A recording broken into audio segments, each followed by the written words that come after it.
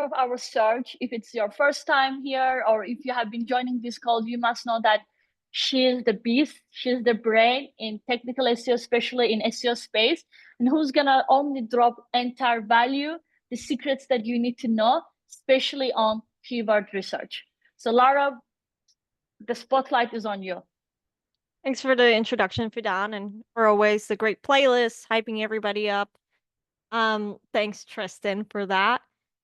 Really glad that we have a lot of new faces here. I would say if it's your first time joining, this is going to be especially valuable for you, because as we've said many times, and guys, sure you guys are expecting, the root of this call is behind keyword research, right? And that's really at the heart of all search and page strategies. And you can really just look at an algorithm where there's Google's algorithm, Bing, Yandex, whatever. It's really just a sorting system behind looking at keywords or queries and putting the right matches behind it.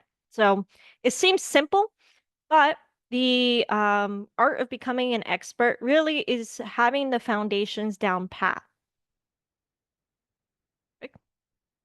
Now, as I go through the presentation today, you guys, if you have any questions, don't shout them out, but do drop them in the chat. I make a habit of every few minutes or so, I'll sort of take a break, refresh my water, and I'll come and look at the questions in the chat and answer them periodically. Of course, at the end of this call today, we will have some time for Q&A, so you can save them to the end if they're not super burning. And then finally, all the resources we go through today, whether it's slide decks, we're also going to look at spreadsheets and templates. All of those are going to be shared with you guys, as well as the call recording in our Facebook group. Perfect. So without any further ado, let's go through and get started. So our goals for today's call is, A, we want to move away from traffic as the sole metric towards determining keyword value. Traffic is important, of course, but what we see is people just look for the shiny object, right? Or shiny object syndrome. Hey, keyword has 100,000 monthly searches, so that's the one we should go over, and neglect the ones that maybe have less traffic. So traffic's important. It's one of the metrics we're going to talk about, but it's definitely not the sole metric to determining the value of a keyword for a strategy. We're going to look at understanding how search intent maps to the user journey. And also, what the heck is search intent, right? So we're going to bring it right back to the basics and building up from there. We're going to easily identify keywords that are better fits for paid than SEO and vice versa. So the beauty of search is that it's not just organic. We also have paid and SEM or search engine marketing. So how do I determine, based on my keyword research, which keywords I should bid on versus which keywords I should do an SEO strategy around and make those decisions? We're going to learn that today. And we're also going to learn how to use Search Atlas practically to make keyword research painless for both SEO and paid. So this slide deck's not going to be too long because we're going to spend quite a bit of time in the tool itself as well, and teaching you guys not just the concepts, but how to execute this with Search Atlas. Exactly, Frederick, you hit the nail on the head. We are going to spend time in the tool and learn how to find this in the Search Atlas app. Perfect. So let's just get started with breaking down some terms. Hopefully this is familiar to a lot of people, but again, it's just master basics. So when we say keyword, and this is a bit meta here, I did keyword pull up in Search Atlas behind for the keyword. By the way, to pull any of these metrics, you're just going to go to keywords and then the keyword research tool here. And so we'll see a couple different things, right? A, we see the search intent behind the keyword. 4 different types of search intents. There's informational, transactional, navigational, and commercial. We are going to talk about those in just a moment here. So let's put a pin in this. I'll see keyword difficulty. Now that's a logarithmic scale, meaning it's from 1 to 100. How difficult is this keyword? And now the difficulty of a keyword is determined solely based on how authoritative are the sites that rank for that keyword on page 1, so position 1 to 10 of Google, right? So if we look at the SERP overview, the search engine result page composition for the keyword, we can see that these are extremely authoritative sites, meaning they have very strong backlink profiles. Washington Post ranks at number 1 with a 93 domain rating, Keyword Tool 84, 92. We have a 96 from Wikipedia, right? So this is an extremely difficult keyword to rank for. All right, we're going to look at how all of these metrics factor into our decision. But again, just want to make sure that by definition, we understand what these metrics mean. We also have average monthly searches based on the location. So what this is saying is in the United States, each month, about 74,000 people are Googling keyword. That's split up into 51K by desktop, 22K by mobile. And we have some SERP features here, right? So SERP features are also known as rich results. This means that when you search for this keyword, which is keyword in this case, you're going to get related searches coming up. You're going to get a knowledge graph or knowledge panel that shows up. And you're also going to get a people also asked. So let's take a look at that. So I can see that knowledge panel came up on the right. Keyword linguistics, that's that search feature. Whenever we see this, it's quite literally looks like a panel, hence the name on the right here. That's a knowledge panel. We also see this a lot with local results, right? You see the people also asked taking the SERP feature here. We see some videos. And then here's the related searches in the bottom, right? People also search for directing me to other places that are for relevant keywords.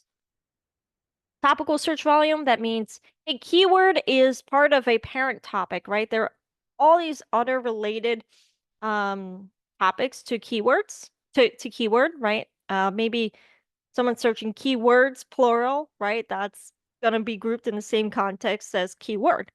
So if you add that all up together, you get 83.1 million searches, which makes sense if you look down here on keyword variations. These keywords alone are again more 100,000 search volume towards it.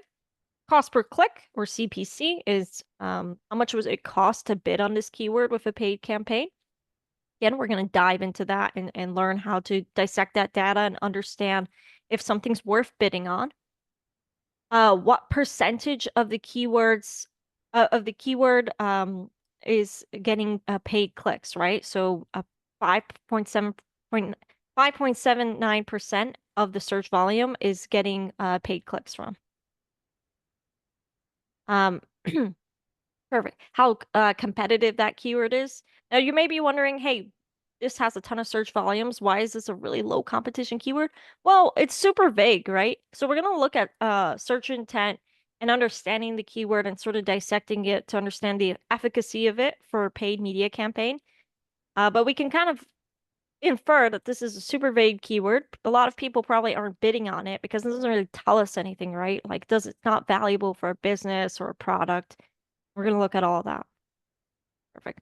And we also have global search volume and some other good metrics here. Before I move on, I want to answer a question really quick from Matthew. The difference between domain rank and domain authority. So Matthew, I'm sure you spotted here when I was talking about the strength of a backlink profile and how that's used for keyword difficulty, with domain rating and then domain authority.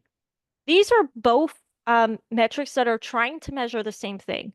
So there's not a Google metric behind the strength of a backlink profile. Different tools, including our own, have taken a stab at making a calculation for how strong that backlink profile is between 1 and 100. Domain rating, this comes from the Ahrefs score, and domain authority is the Moz score. Our own tool, we have domain power, which of course we stand behind, and you'll see that in places like Site Explorer. So yeah, they're just basically the way you determine between these is just to use your preference, right? Most people are really familiar with Moz, so they use that. Some people prefer Ahrefs. Of course, we vouch for our own. But yeah, that's how we understand this. Perfect. All right, so moving down. Okay, now that we got our basic definitions all the way, in my opinion, what's far more important than search volume is intent. Like I mentioned, there's 4 different types of intents when it comes to keywords. We have informational, commercial, transactional, and navigational in that order. Now let's understand what these intents are. So informational, these are research style keywords, and I'm going to very poorly draw my screen here as I go along. This is doctor's handwriting, so hopefully you guys have medical degrees. I'm doing this with a mouse, so bear with me. These are research style keywords, right? So these people have a low conversion probability, meaning they're the least likely intent to actually translate into a converting customer, right? And that's because they're doing research, right? So think of the who, what, where, why keywords, right? You know, um, how do I learn how to drive, right? That's a purely informational keyword. Or that short tail keyword that we just saw earlier, right? Where I'm just searching keyword, that's informational too, right? Because you saw from the search results a lot of definitions, right? So people looking up definitions of words, they're doing research behind items. Um, they're not at this stage ready to make a buying decision. It's purely research. So these are go in the top of funnel or what we call tofu. Top of funnel is just referring to this is very top of our funnel here, low propensity to buy or convert. Still important so we can because our whole goal is to capture these people and bring them down funnel, educate them, provide them the resources they're looking for to make informed decisions, convince them that my product or my service is the one that they should go for, right? So then we move a little down the funnel. Right now we're at the middle of the funnel here, and this is commercial. So commercial is a blend between informational and transactional. People are doing research here still, but they're specifically researching a brand, a product, a business, a service. So think if I searched, I'm looking to buy a new phone this week actually. So my search history looks like Samsung S25 specifications, right? Samsung S25 versus Samsung 25 Ultra. Samsung versus iPhone, right? Obviously, I'm still doing research, right? I'm looking up specifications, I'm looking at product comparisons, but it's a natural inference that if I'm looking up a specific product, I'm doing that with the ultimate goal to make a purchasing decision. But right now, I'm not ready to purchase. I'm still in that sort of research phase. That's why I call this a hybrid between informational and transactional, right? I'm still doing research, but to buy. So I'm just going to say to buy eventually. I'm not going to spell out eventually because it's going to pain me, but to buy eventually. Now, transactional, these are very high propensity to buy. So buy iPhone 16. Um, Plumber near me. Um, uh, Cheapest iPhone 16 to buy, right? So I have usually what I see with these keywords are action oriented in the actual search query, right? Like buy or sell or contact. I know I'm using a lot of e-commerce examples, you guys, but a conversion isn't necessarily making a product, right? So for a lot of local businesses, they're not purchasing a product. Their conversion action is contact us, right? Or call us, right? So things like plumber near me or best plumber near me or cheapest plumber in Dallas. Those are going to be transactional, right? Even though I'm not literally saying buy plumber near me because that doesn't make sense, right? So when the keyword actually aligns with the conversion action that makes sense for that query, that's when it's transactional. So I'm just buy here. Now navigate. At this point, we're at bottom of the funnel. Again, bottom of the funnel means we have a very high propensity to buy here. They're already ready to become a paying customer. Navigational, this is going to be of a bit of a misnomer because it is bottom of the funnel technically, but I kind of like to draw a line here. At this point, navigational is more than likely already a customer. Why? Because navigational keywords are when people are searching for a specific place on the internet, right? So for instance, I add Reddit a lot to my search queries, right? So I will say, um, best first to buy Reddit. I'm already a Reddit user. I'm Googling that, but my goal is to get to Reddit. Or when you go to log into Search Atlas, right? And you search Atlas login if you don't know the domain off your head, right? I'm looking for a specific place in the internet. I'm already a customer more than likely, or I'm already like very close to being a customer. Perfect. So really quick before we move on, and we're going to explore these concepts more and how they apply to organic and paid in just a bit. But question from Danny, do you feel AI searches will change the priority of these four intents? So basically when you search a keyword, we now have a chance to get captured in search generative experience, meaning that that keyword will be on Google. That keyword will now, before organic results, will show up AI results. Or the other route with AI searches that you could have meant, Danny, sorry, just trying to figure out the intention of this question, is that when I'm searching through like ChatGPT or Perplexity directly, and I'm not even going through Google. So with that of course complicates things a little bit. What's great about Search Atlas, and we can take a look at this at the end of the call if we have time, is we can actually see which keywords are triggering AI results as part of the rich snippets or the featured snippets that we saw earlier in the Keyword Explorer panel, right? So just like it says people also ask, it will also say show if that keyword is gonna is found in AI results.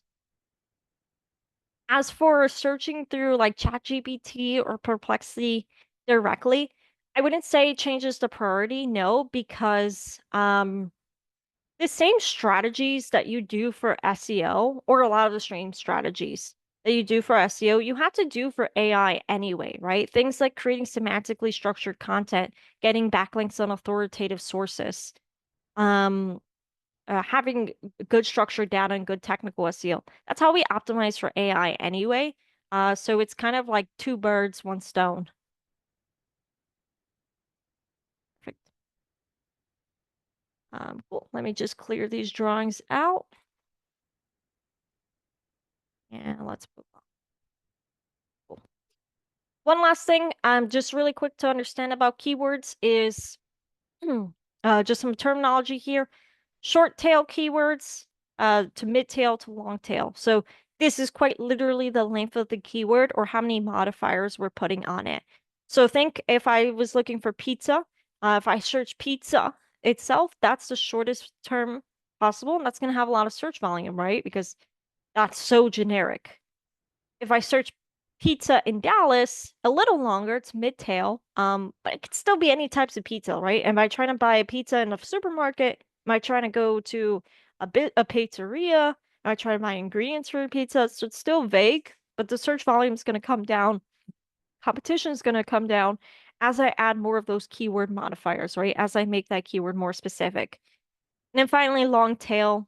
These are very specific search terms. So think gluten-free pizzeria in Dallas. So like I'm very specific what I want. I want a pizzeria in Dallas that sells gluten-free pizza. Again, search volume is going to come down as I get more specific. Competition is going to alleviate. So what we're going to see in our keyword research is we want a blend of these, right? We oftentimes when we're starting with our clients, especially the ones that are newer websites or haven't invested in SEO before, we're going to start with actually more mid-tail and long-tail keywords because these are going to have lower difficulty and these are going to be lower hanging fruit. Again, this is just a concept. We're going to look at some actual data points and how to use Search Atlas to determine all of this.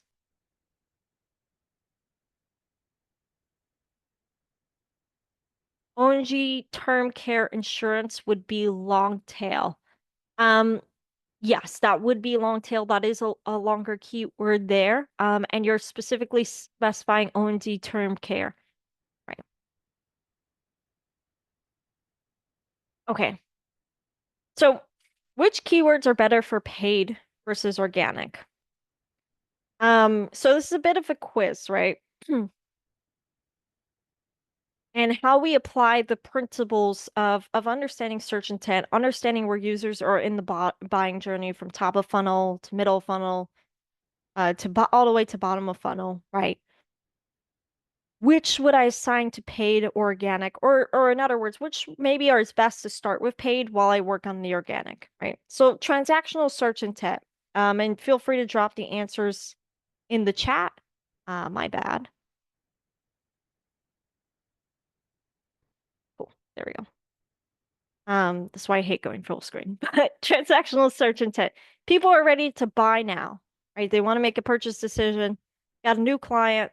I can do paid and organic for them. Transactional search intent. Am I going to do paid for this or organic?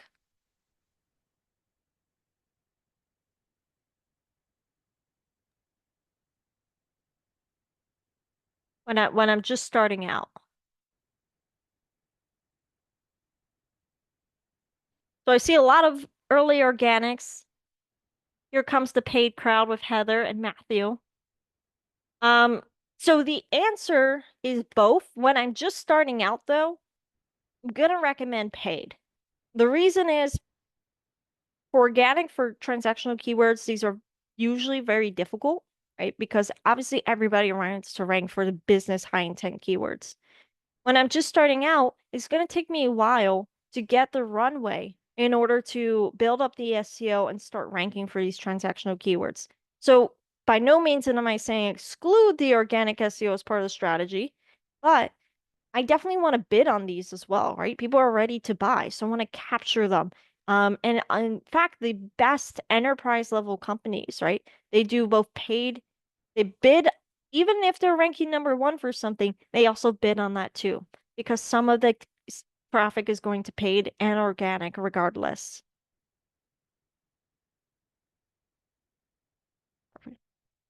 Okay, informational search intent. So people are just in the research stage, not ready to make a buying decision. Um, they're looking up how to drive. Um,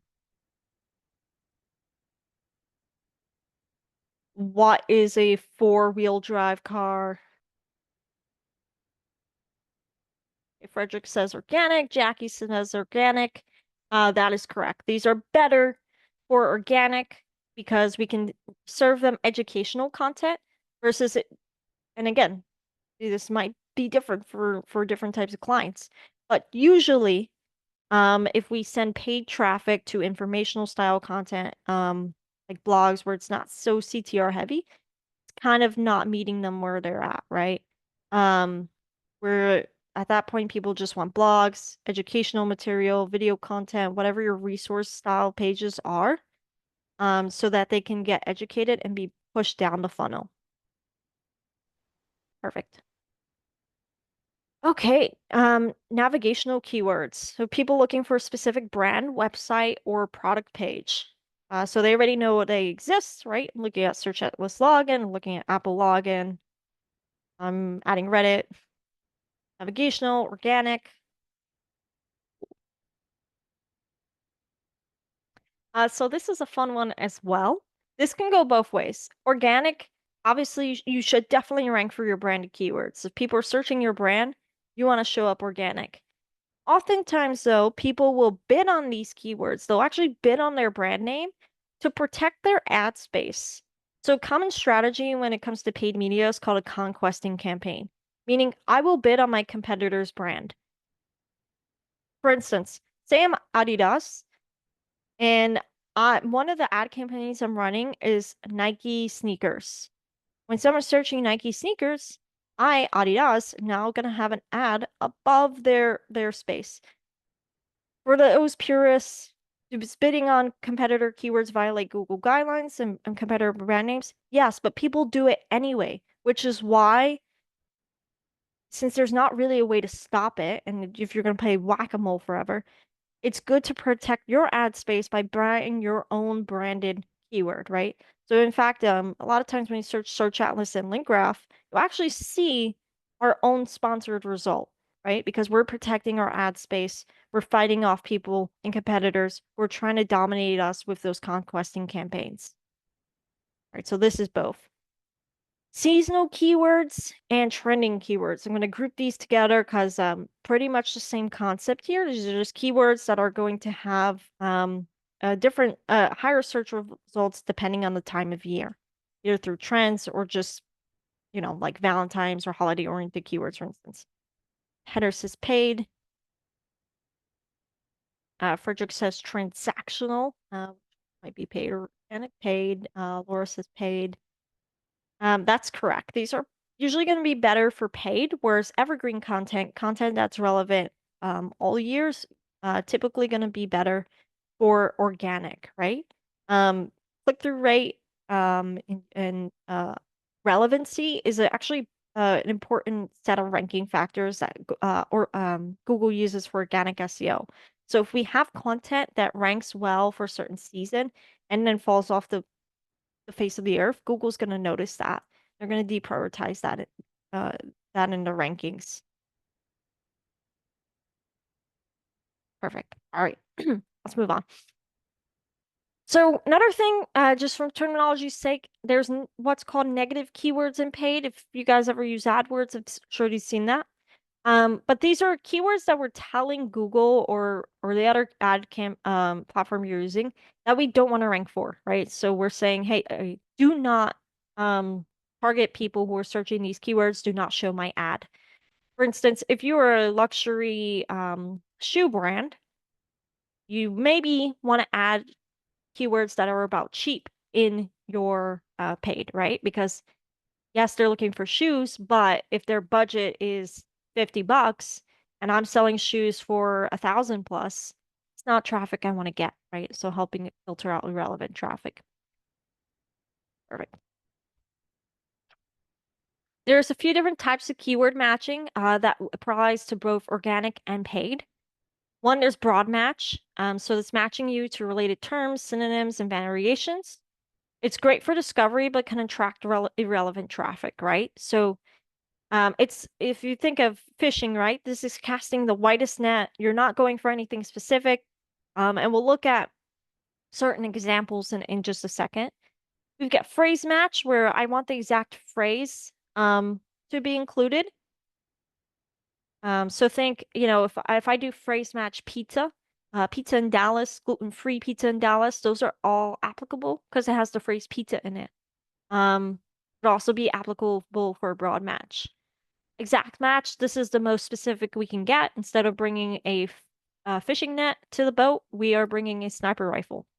Fun times. But this is super high precision. Basically, if I want pizza in Dallas, I only want people searching exactly that. Hence the name, exactly match. And then the same is true with the negative keywords, right? Blocking broad matches, phrase matches, and exact matches. There's a resource, by the way, linked here. And how in your AdWords, let me pull this up. What syntax you'll need to use to target which types of matches, right? So for instance, quotation marks. If you want to do exact matches, you use these brackets here. So this is shared in the deck as well. And we're going to obviously look at how Search Atlas automates this. Perfect. Okay, so just for some examples, if my keyword term is iPhone case, broad match would be Apple phone case, best iPhone case, because anything that's Google has that's related to iPhone case is going to show me for. This is good for discovery and meaning getting a lot of data on what people are searching and how they're responding. But you're going to waste a lot of budget, right? Because you're going to target a bunch of people that may not be ready to buy or maybe aren't relevant to your product. And again, it's casting that wide net instead of having a more meticulous strategy. Then we have phrase match. Okay, so I need to literally see iPhone case in the keyword. Then exact match. I only want to see iPhone case. Now you see there's two examples here.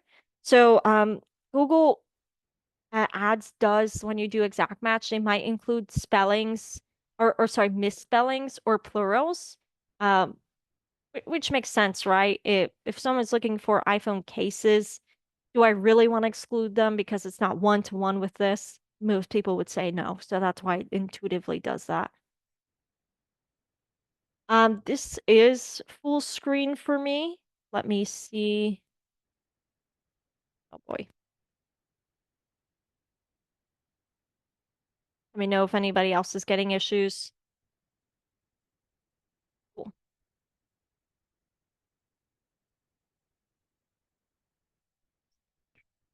Okay, perfect. Same concept here, just a few visualizations and then the negative phrase match as well. So we're gonna jump into the platform the last time we have and look at how to do keyword research. Last thing from the slide deck though is you'll probably notice if you used auto for Google Ads, most of the match types it gives you are exact match. Why is that? When we have all different types of matches we can do phrase, broad, and exact. Well, if you remember from what I said before, the purpose of doing phrase and broad match is really just to learn, right? You're casting the wide net so you can see what keywords are actually going to perform well. What is your ICP going to target? What's going to have the lowest CPCs and actually get you the most value? But the value of Search Atlas is that you don't need to waste your budget to figure that out anymore, right? Because we have the technology that does all of that research for you and meticulously combs through thousands of keywords, assigns them to ad groups, and does all of that research for you, right? So if we're already doing the research in an automated fashion and we're doing all of the data collection and discovery for you, then our natural assumption is that you don't need to burn your money by doing broader phrase matches. Now, of course, through the platform, you see the drop down here. You can work this into phrase or broad match.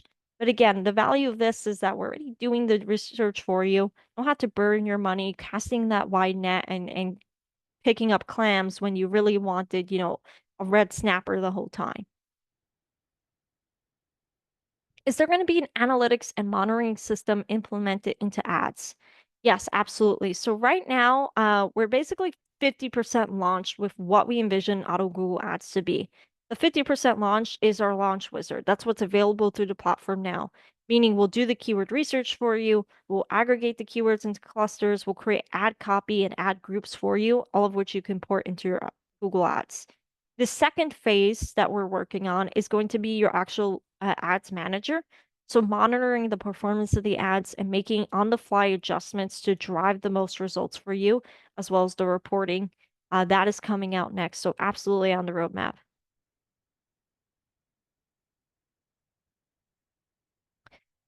Question from Kyle. Can you help me understand why you make so many campaigns, not one campaign with ad groups broken up? Just spreads money across too many campaigns. So from my understanding is it does do open up an example here. I have one. Let me pull that up 1 second. But it will make a bunch of ad groups for you. As you can see in this sample, there's 12 ad groups created for one campaign, each with its unique set of cluster keywords. If you have any product feedback or if you want us to take a look into something particular, maybe that you weren't terribly happy with, our team would be happy to review that.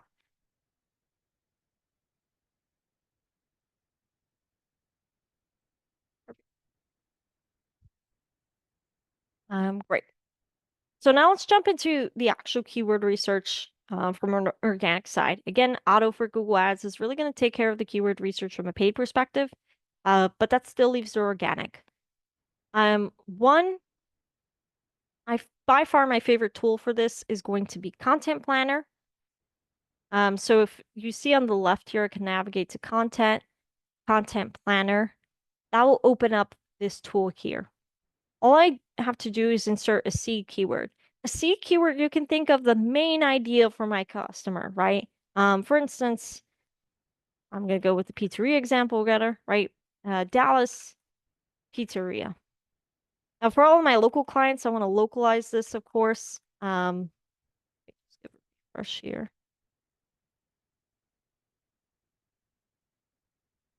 Oh, I see. It's because I have another tab open. 1 second.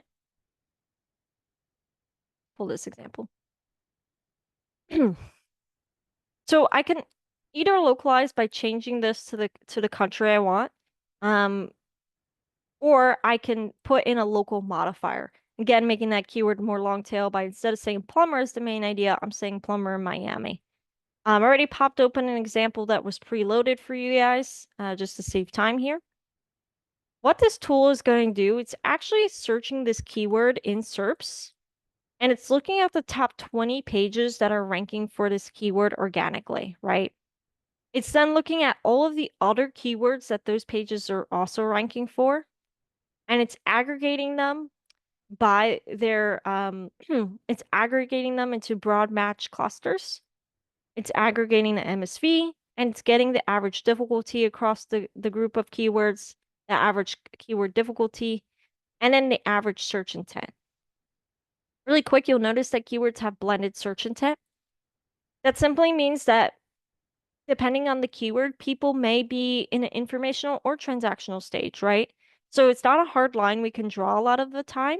Sometimes people have two intentions behind the thing they're searching, where person A will be looking up drain service just to learn more about it, and person B will be looking up drain service to actually purchase that.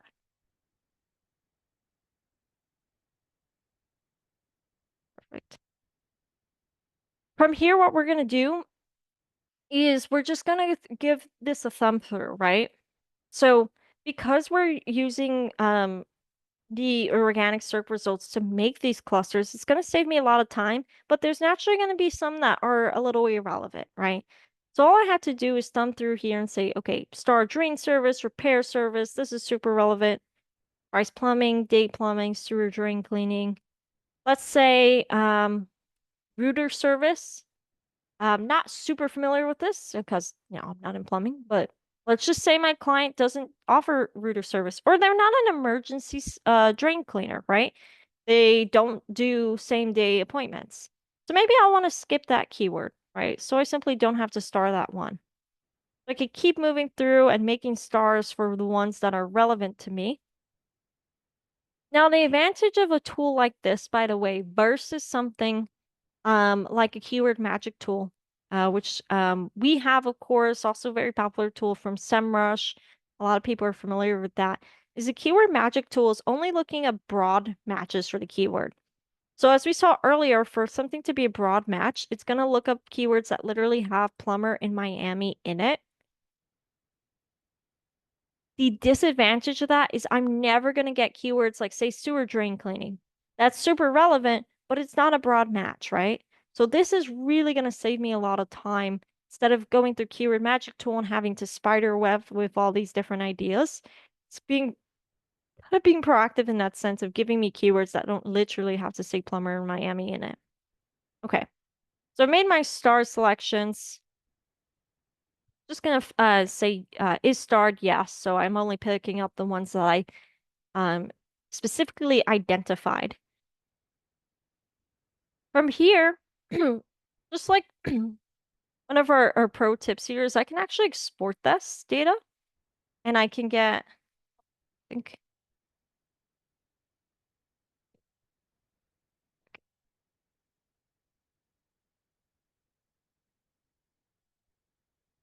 I can export this data and I can get a lot more insights than just on the usual UI screen. So just to show an example of that here, the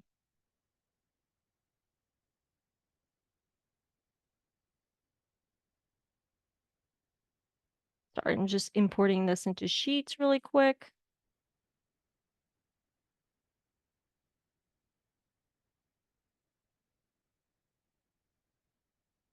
Here we go.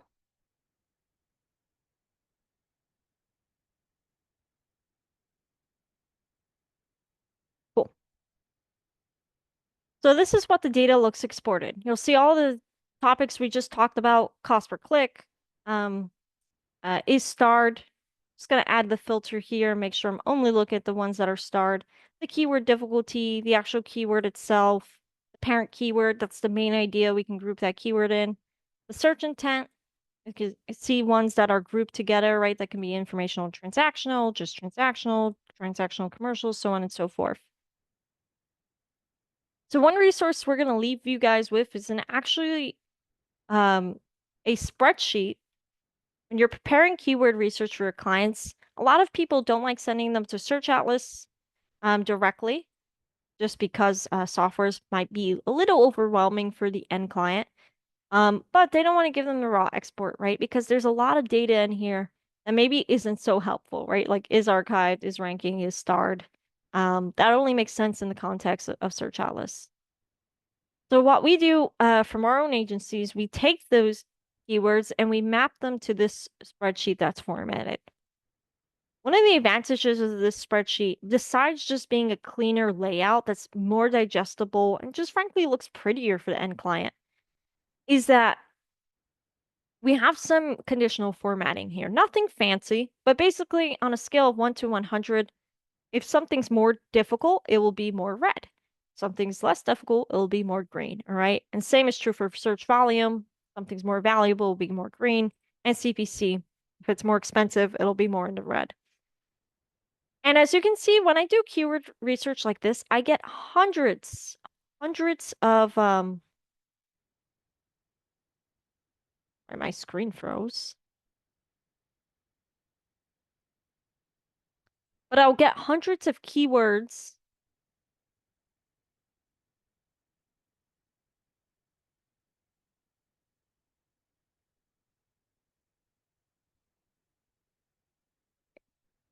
Sorry guys, just rebooting this because my screen froze, but I'll get hundreds of keywords, right?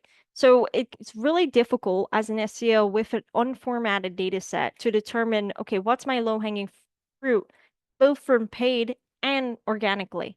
Laura, yes, you will get access to this sheet. This is going to be shared as a resource with you guys. All right, I'm all back up here. Apologies for that. And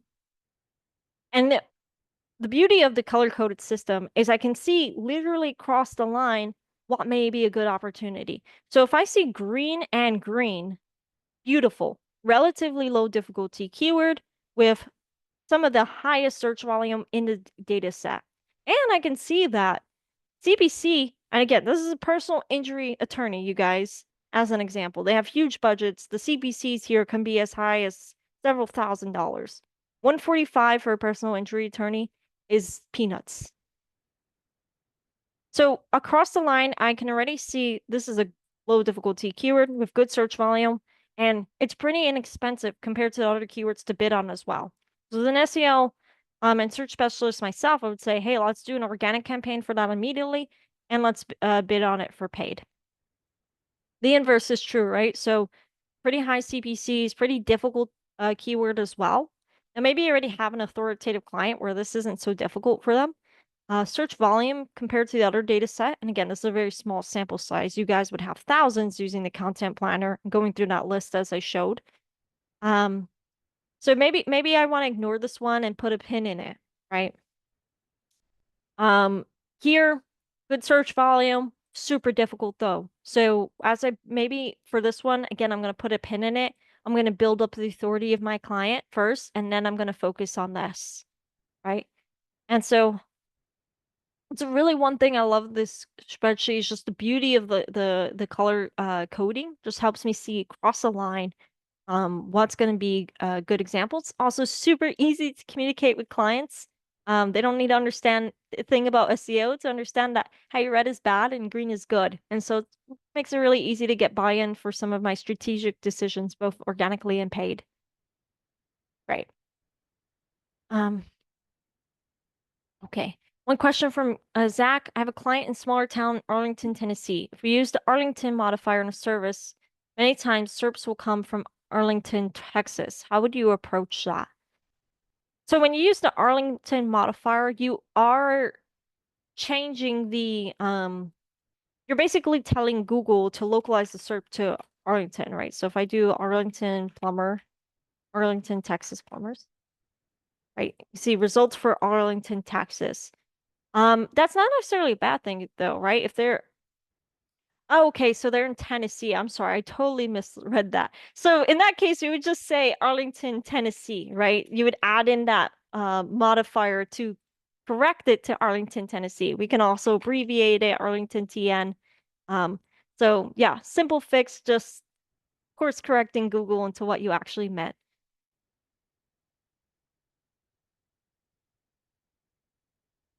How would you mark or put a pin in that spreadsheet to mark what you're focusing now versus later? So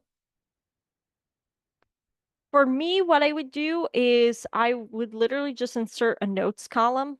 I do this quite often where I will just say notes, and I'll oftentimes say like Q1 sprint. Let's just say this client started in Q1 versus Q3 sprint, right? So I'm literally telling the client what we're gonna, think is realistic to focus on later down the road. Or maybe I don't have to get that granular, but I'll say, important, but need to build authority first. But again, as you guys can see, I'm no longer just looking at search volume, right? I'm looking at KD and CPC. If you guys are just organic SEO professionals, meaning you don't sell any paid services, you may be wondering, what's the value of looking at CPC as a metric for me? Because I don't do paid. Well, this is going to help you communicate the value of your services. And in fact, this is one of the best ways you can communicate the value of your services, right? If you can approach a client and say, hey, if you work with me, I can get you this keyword, right? I can get you this 2,400 search volume keyword. I get you on page 1 in the money making positions. If you go with, my paid competitor, it's going to be $145 per click, whereas I'm going to get you this for the long run, right? So definitely you still want to understand and incorporate these metrics into your reporting because it shows in a very tangible way the value of working with you and building that SEO machine rather than going through paid, which sadly oftentimes takes budget away from SEOs.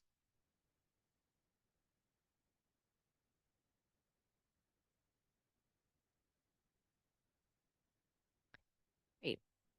Perfect. So we're just about time. I'd love to open up for questions. Again, you guys are going to have the slide deck shared. You're going to have access to this spreadsheet right here. And the call recording as well. So all the material we looked at today, you guys are going to have. To circle back to your question, Pat, yeah, let's take a look if we're still seeing that. And we can, of course, raise that to our product specialists and our engineering team if there's something funky going on with the server.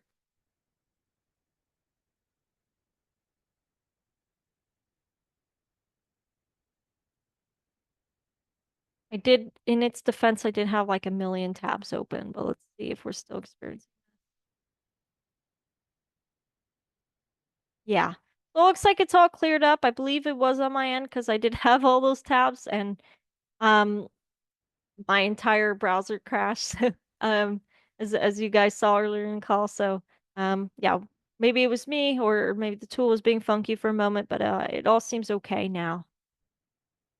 But I will flag that. That's something that you do experience. I'll flag that with the team just to check the logs and see if that happens. Okay. How do you populate the formatted sheet? Copy and paste after manual review? Yes, exactly. So it's just copying and pasting. So if I can show you, actually what I do quite literally is I take the unformatted data and I insert that as a new sheet so that they're sort of side by side. And then you're just matching, right? So just going to grab filter by is starred for the ones that I specifically cared about. And now I'm just going to grab the CPC column and I'm going to copy and paste that here. Okay. So it takes about 5 minutes, but again, 5 minutes of formatting versus days, if not weeks, of doing this keyword research manually is a small price to pay. We have both local and organic SEO. Want to add paid ads? What is the best way to charge clients? Flat fee or percentage? So, there's not a perfect answer because agencies do it differently. I can tell you though that the industry standard is doing a management fee, or setup fee for clients that don't have their Google Ads set up whatsoever, and that's flat, and that's a one-time fee. And then from there, doing a percentage based on ad spend. And as the client spends more, right, that percentage goes down.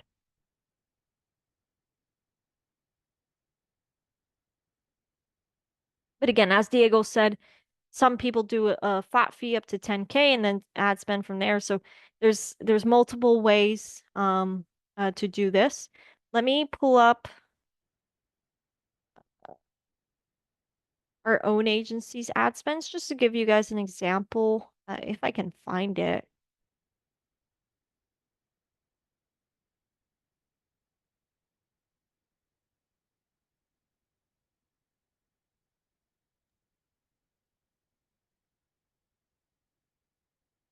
Yeah, I unfortunately don't have that off the top, but if I find that, I can share with that in the resources we're going to share with the call. Just our own agency charges for ads. Again, just to use an example. Can auto ads do retargeting? Not right now. Right now, it's just the launch wizard to help you get those ad campaigns set up from scratch and to launch that.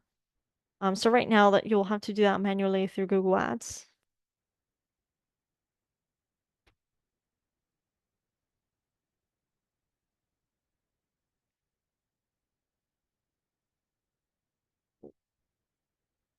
Any other questions, guys? Going once, going twice. Awesome. Well, I really appreciate everyone's time today. Like I said, all the resources are going to be shared with you guys, as well as the call recording in our SEO theory group. If you guys have follow-up questions, never bother to post it in that community. I am active in our own Facebook group, so if you want to follow up, just feel free to tag me directly and I'll get your response. But really appreciate you guys for letting me bring it back to the basics again today, and excited that, our first presentation now, we're finally layering in paid media behind the strategy. So that's exciting to see search outlets grow and be able to support you guys better. Amazing. Well, thank you so much, Lara, for beautiful and always useful insights for our